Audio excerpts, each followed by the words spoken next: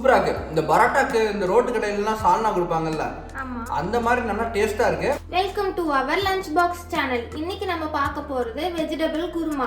அது இன்னைக்கு நம்ம குக்கர்ல பண்ண போறோம். அதனால ஃபர்ஸ்ட் குக்கரை வச்சுட்டு குக்கர் ஹீட் ஆனதுக்கு அப்புறம் 4 ஸ்பூன் எண்ணெய் விட்டுக்கலாம். எண்ணெய் சூடானதுக்கு அப்புறம் ஒரு பிரியாணி இலை, ஒரு ஏலக்காய், ஒரு கிராம்பு, சின்ன துண்டு பட்டை, 1/2 ஸ்பூன் சோம்பு போட்டுக்கலாம். போட்டு இதை நல்லா மிக்ஸ் பண்ணி விட்டுறலாம். இதுக்கப்புறம் நம்ம நறுக்கி வச்சிருக்க ஒரு பச்சை மிளகாய், 2 சைஸ் பெரிய வெங்காயம் நீள நீளமா கட் பண்ணிக்கலாம். இது கூட ஆட் பண்ணிக்கலாம். இப்போ இதை நல்லா மிக்ஸ் பண்ணி விட்டுருங்க.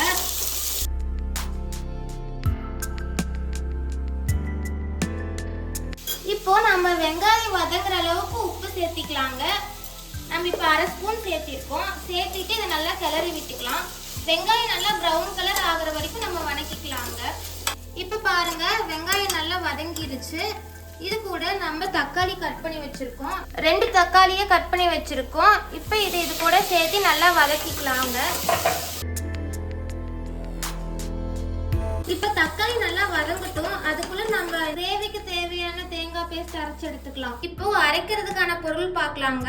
இந்த சைஸ் தேங்காயை 4 பீஸ் எடுத்து சின்ன சின்னதா கட் பண்ணி வச்சிருக்கேன். இது கூட 4 பல் பூண்டு, ஒரு சின்ன துண்டு இஞ்சி, 2 டேபிள் ஸ்பூன் பொட்டுக்கடலை, 2 வரமிளகாய் எடுத்துருக்கோங்க. இதை மிக்ஸி ஜார்ல ஆட் பண்ணி நல்லா தண்ணி ஊற்றி நல்லா ஃபைன் பேஸ்ட்டை அரைச்சு எடுத்துக்கலாம். இப்போ அரைக்கிறதுக்கு நம்ம தேவையான தண்ணி சேர்த்து அரைச்சிட்டு வந்துடலாம். இப்போ பாருங்க, நல்லா சட்னி மாதிரி நைஸா அரைச்சு எடுத்துட்டு வந்தாச்சு. இதை நம்ம கிரேவில ஆட் பண்ணிக்கலாம். தக்காளி நல்லா வதங்கிருச்சு. இது கூட என்ன பொருள் சேர்த்தணும்னா 1/2 ஸ்பூன் மஞ்சத்தூள், 1/2 ஸ்பூன் மிளகாத்தூள், 1 ஸ்பூன் மல்லித்தூள்.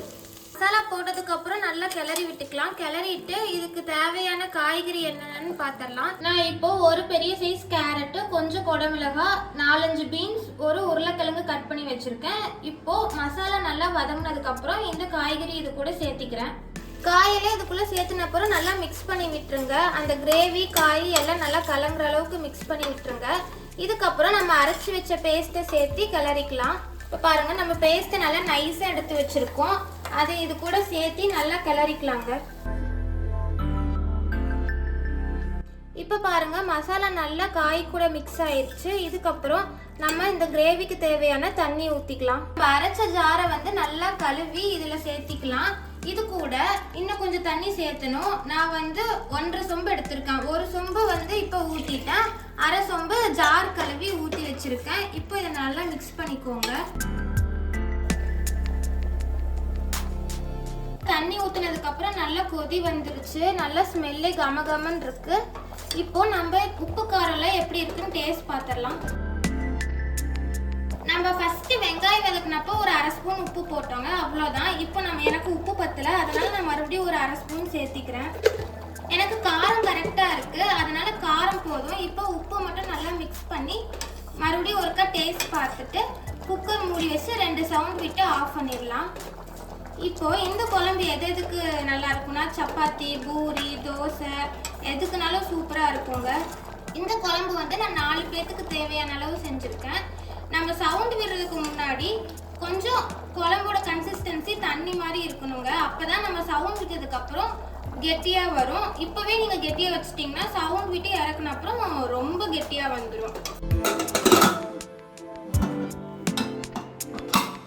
இப்போ பாருங்க, 2 விசில் விட்டாச்சு, சவுண்ட் அடங்கிருச்சு. இப்போ நம்ம ஓப்பன் பண்ணி குழம்பு எப்படி இருக்குன்னு பார்க்கலாம் வாங்க. வாவ், பார்க்கவே பாருங்க எவ்வளோ ரெட் கலராக கலர்ஃபுல்லாக இருக்கு. இங்கே பாருங்க, இப்போ நம்ம க்ளோஸ் பண்ணி வைக்கும் போது தண்ணி மாதிரி கன்சிஸ்டன்சியில் வச்சோம். சவுண்ட் விட்டதுக்கப்புறம் நம்மளுக்கு கிரேவி கன்சிஸ்டன்சி வந்துருச்சு. சப்போஸ் உங்களுக்கு இன்னும் கெட்டியாக வேணும் அப்படின்னு நினச்சிங்கன்னா ஒரு 5 மினிட்ஸ் கொதிக்கி விட்டு ஆஃப் பண்ணிடுங்க. உங்களுக்கு தேவையான கெட்டி அளவுக்கு வந்துடும். இப்போ நம்ம சப்பாத்தியோட வச்சு சர்வ் பண்ணிடலாம் வாங்க. எங்க சாப்பிட்டு பார்த்து டேஸ்ட் எப்படி இருக்குன்னு சொல்லுங்க. சூப்பரா இருக்கு. இந்த பரோட்டாக்கு இந்த ரோட்டு கடையிலலாம் சால்னா கொடுப்பாங்கல்ல, அந்த மாதிரி நல்லா டேஸ்டா இருக்கு. இந்த மாதிரி நீங்க குழம்பு வச்சீங்கன்னா கண்டிப்பா உங்க வீட்லயும் நல்லா விரும்பி சாப்பிடுவாங்க. இந்த வீடியோ உங்களுக்கு பிடிச்சிருந்தா லைக் பண்ணுங்க. இதே மாதிரி இன்னும் நிறைய ரெசிபி வேணும்னா மறக்காம நம்ம சேனல் லஞ்ச் பாக்ஸ்க்கு சப்ஸ்கிரைப் பண்ணிருங்க. இன்னொரு நல்ல வீடியோல உங்களை சந்திக்கிறோம். அது வரைக்கும் உங்களிடமிருந்து விடைபெறுவது கோகுல் அண்ட் சந்தியா.